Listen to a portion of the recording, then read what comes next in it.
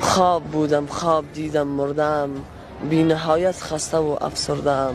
تا میان گور رفتم دل گرفت، قبر کن سنگ لحد را گل گرفت.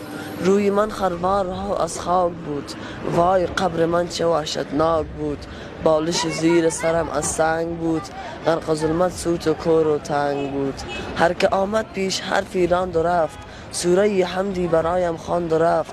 خسته بودم هیچ کس یارم نشد، زان میان یک تن خریدارم نشد. نی رفیقی نی شفیقی نی کسی، ترس بود و وحشت و دلواپسی.